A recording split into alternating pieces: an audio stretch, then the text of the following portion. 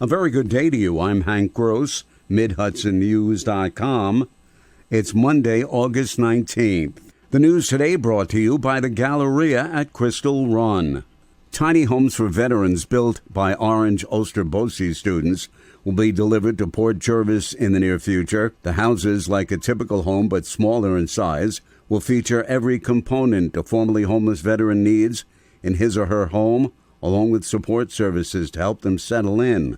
10 tiny homes will comprise the small Veterans Village in Tri-States, constructed along a clear, bubbling brook at the East Main Street entrance to the city of Port Jervis. As in other communities, veterans returning home to the community after military service sometimes struggle in their return home.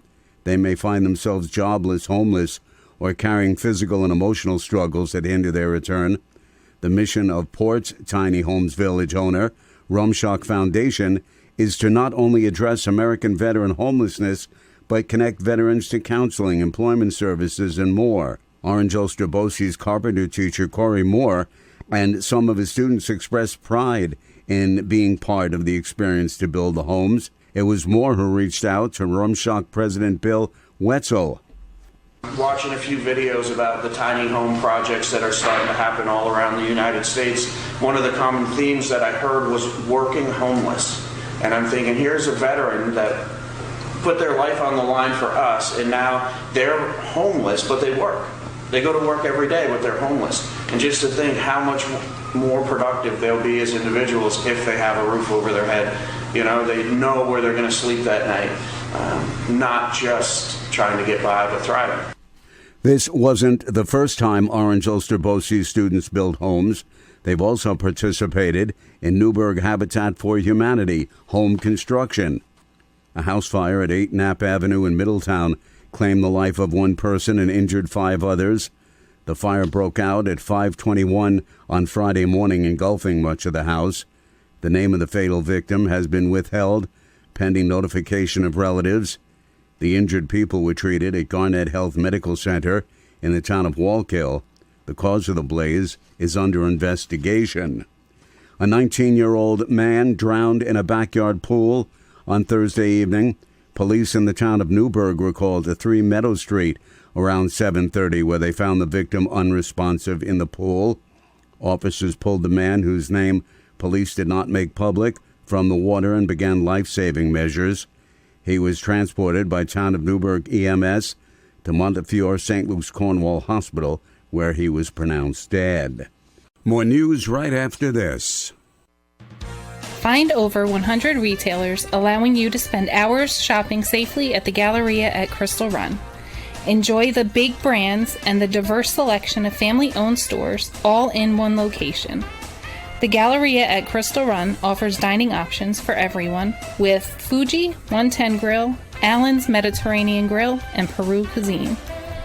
Discover the Mid-Hudson Valley's premier shopping, dining, and entertainment destination, the Galleria at Crystal Run. For more information, follow us on Instagram, Facebook, or visit GalleriaCrystalRun.com. Orange County officials are advising residents to take precautions to prevent contracting Eastern equine encephalitis, a disease carried by infected mosquitoes.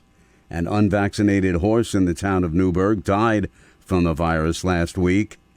EEE is a rare infection spread by infected mosquitoes and can infect people and horses.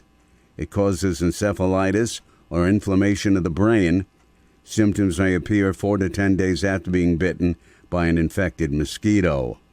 A crowd gathered Sunday on Lower Broadway in Kingston for the 29th annual Artist Soapbox Derby to see the creative ways of moving down the slope toward the Rondout waterfront. The event has been an August staple here for nearly 3 decades as ideas come into play with fun and gravity for the 3-block run down the city street. Weather was looming as a factor, even though the event was scheduled for rain or shine. Downpours and thunderstorms were forecast, but the skies, though overcast, remained friendly leading up to and during the Derby, says Nancy Donskoff, who organized the event. It doesn't seem to put a damper on the entrance. They are actually holding back the rain because they're having so much fun.